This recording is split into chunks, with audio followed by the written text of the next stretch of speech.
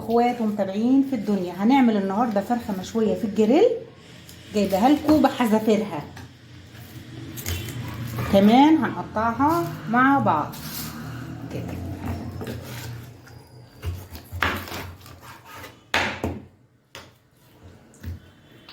وبعد كده اهو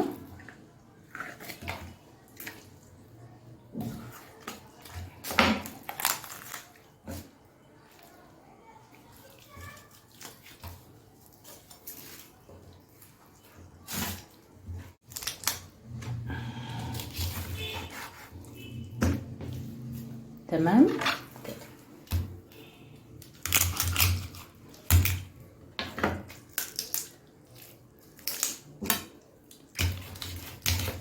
ما شاء الله منها كبيره. هنخلي صدر كده بانيه، عشان ساعات بحب اعملها بعمل بيتزا بالفراخ. سهله صح؟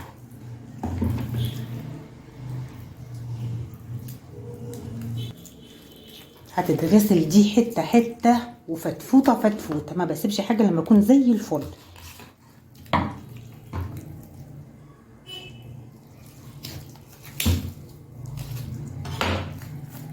تمام كده. حته هي خدناها من الصدر ما شاء الله، وسيبنا حته صغيره برضو عشان يبقى الصدر شكله جميل كده وهو بيتشوي.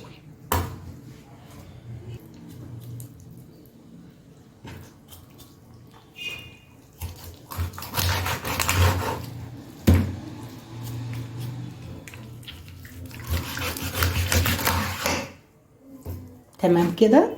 تتنغز عشان الخلطه اللي هنعملها كده.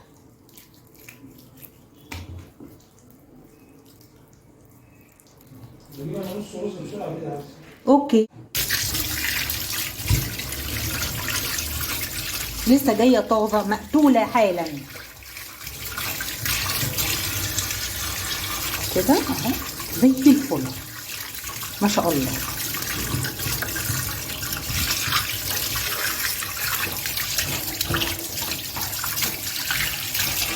شايفين؟ هنحطها في المصفى كده.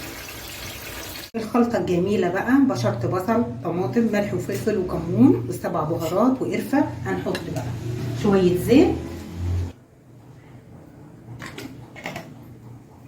علشان تبقى فيها لمعه جميله بقى وهي بتتشوي. معلقه من دبس الرمان، ما عندناش دبس رمان هنحط معلقه عسل اسمر.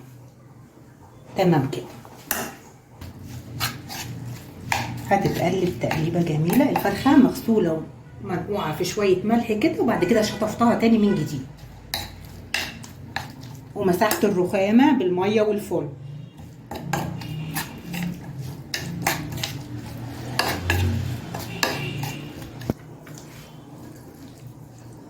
بسم الله. هنتبل التتبيله الحلوه ساعتين 3، وبعد كده نبقى نشويها على الجريل.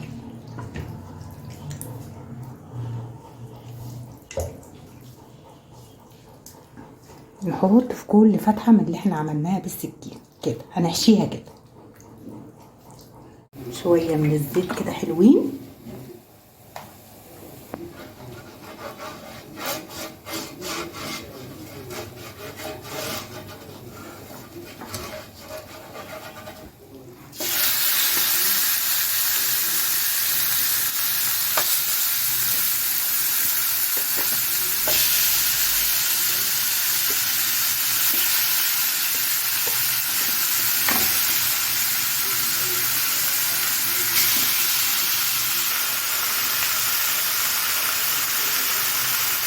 اول حاجه بنعمل النار عاليه عشان تاخد الصدمه شمال ويمين كده. منتهى السهوله واليسر كده.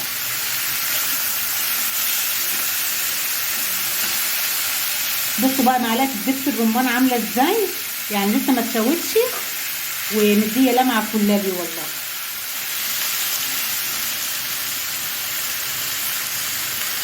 اخدت صدمه جميله شمال ويمين. هنوطي عليها النار وبعد كده هنغطيه. شويه زيت. الرز المبهر معروفه. هدي شويه من الزيت، 2 لومي، قرفه خشب، قرنفل،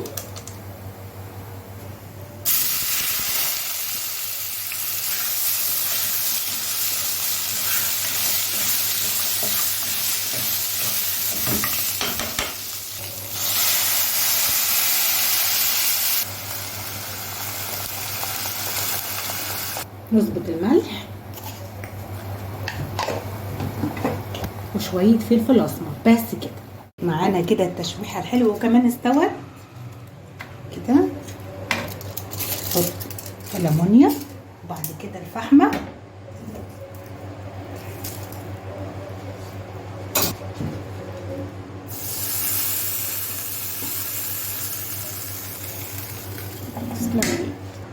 نحسس نفسنا اللي احنا قاعدين في مطعم بالظبط.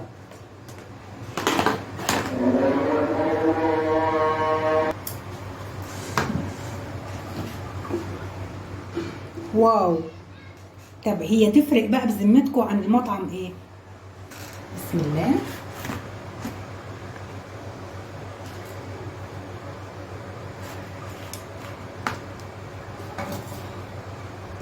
والرز بتاعنا مصري مش بسمتي كمان.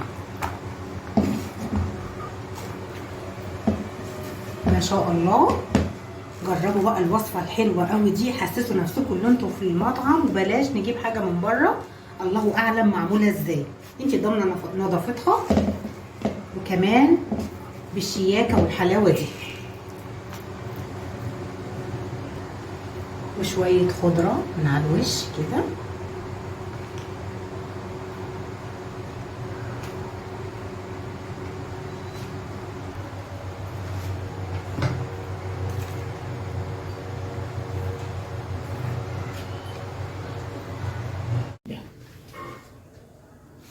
لو عجبكم الفيديو اوعوا تنسوا اللايك والشير والاشتراك في القناه. اشوفكم بكل خير يا رب.